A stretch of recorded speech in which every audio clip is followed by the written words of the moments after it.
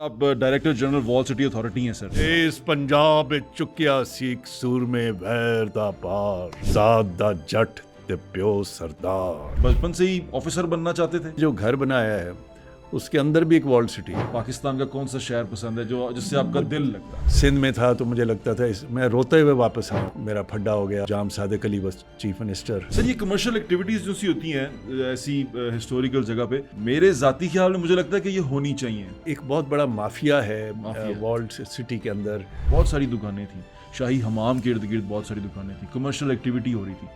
वहाँ commercial activity खत्म करके जाना था, कितना मुश्किल हुआ। आपसे पहले आपका इंटरव्यू लेते हैं कि आप यहाँ क्या करने आए।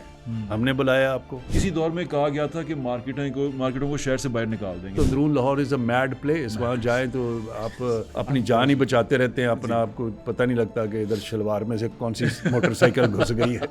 वॉल सिटी के लोग भी खरीदे जाते हैं सर। चूहे और बिल्ली का खेल है, हम लगे रहते हैं। अंदरून शहर की एक और सौगात थी बसंत। इसमें पुलिस का बड़ा ताल्लुक है क्योंकि पुलिस इस चैलेंज को लेना ही नहीं चाहती। अब जो आप सोशल मीडिया देखते हैं, क्या ये जहन साजी कर रहा है? रीछ और कुत्ते की एक लड़ाई है और हम सारे तमाशाई हैं। ये जिम खाने का कॉन्सेप्ट क्या है और ये क्या ये ठीक है? तो मुशर्रफ साहब फॉर इंस्टेंस वो एक दो महफिलों में डांस कर रहे हैं, वो जो चलता था। किसी की सियासत ठीक करना चाहें आप?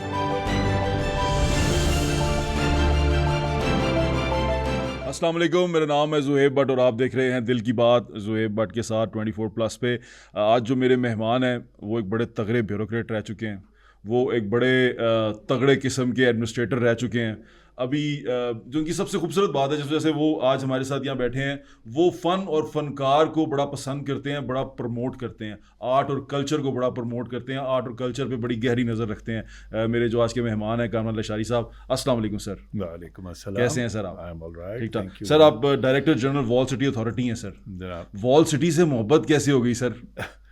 वॉल्ड सिटी तो जी पता नहीं, अब मेरे कभी घर नहीं आए, वरना मैं डिफेंस में अब रहता हूँ जी। वैसे तो मजंग हमारा रहायशी जगह थी, तो डिफेंस में भी जो घर बनाया है उसके अंदर भी एक वॉल्ड सिटी है। यानी वो मेरे दिल में, मेरे घर में बसती है।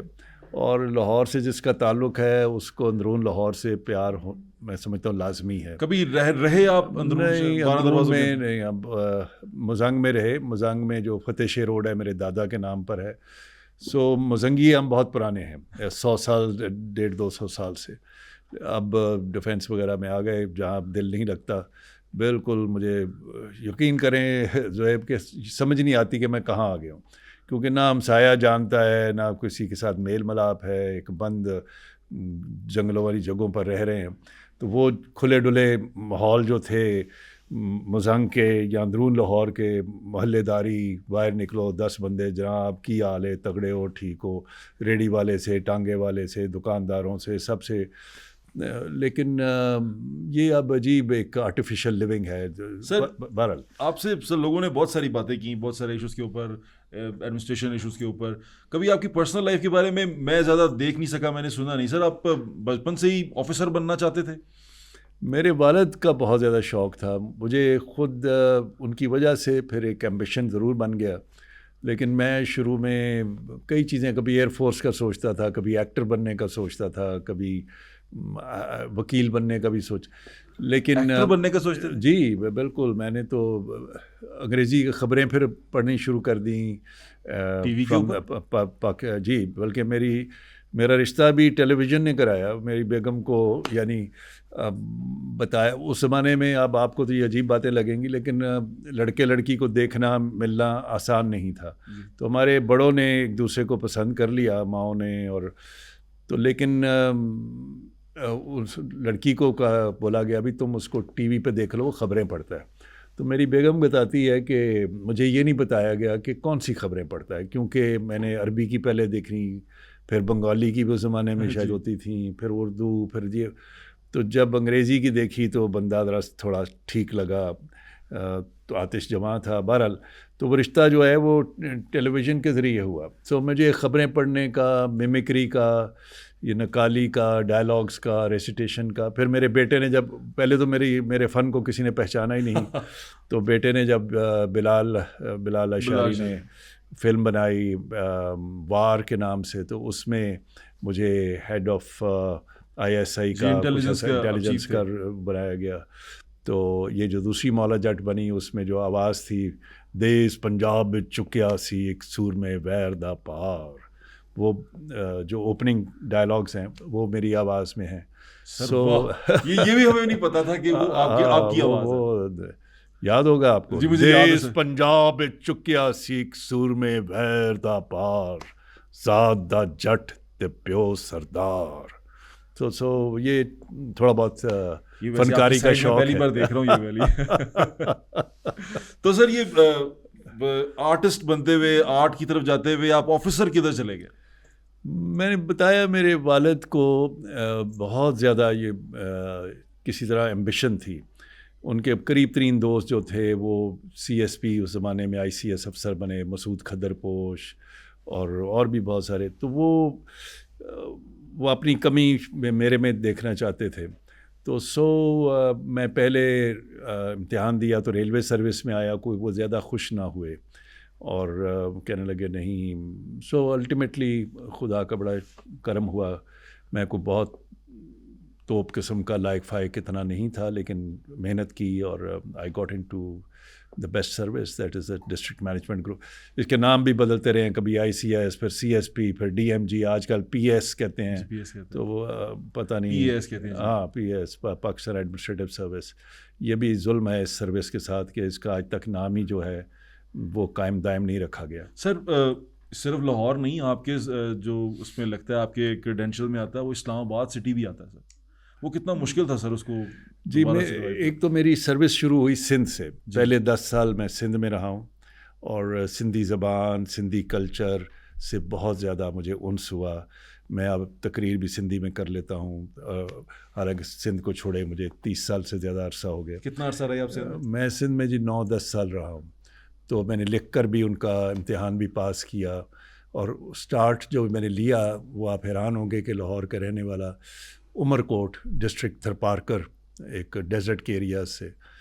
तो फिर मैं पंजाब में जब आया तो 10-12 साल लाहौर में रहा और फिर जहाँ आप नाम ले रहे हैं इस्लामाबाद CDA में एस चेयरमैन चला गया। तो वो सो आई वाज़ वेरी लकी कि मुझे 5 साल एस चेयरमैन CDA मौका मिला और बहुत सारा काम करने का भी मौका मिला। बेतहाशा काम। शहर कौन सा पसंद है आपको? पाकिस्तान का कौन सा शहर पसंद है जो जिससे आपका दिल लगता है? सच पूछें तो एक एक कोना, एक एक जगह, एक एक गली मोहल्ला शहर।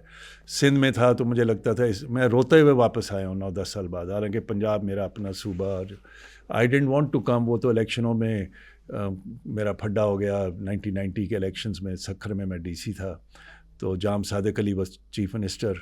उनका फड्डा क्यों हो गया सर? वो चाहते थे कि मैं इलेक्शन उस तरीके से कराऊं जिस तरह उनकी मर्ज़ी थी।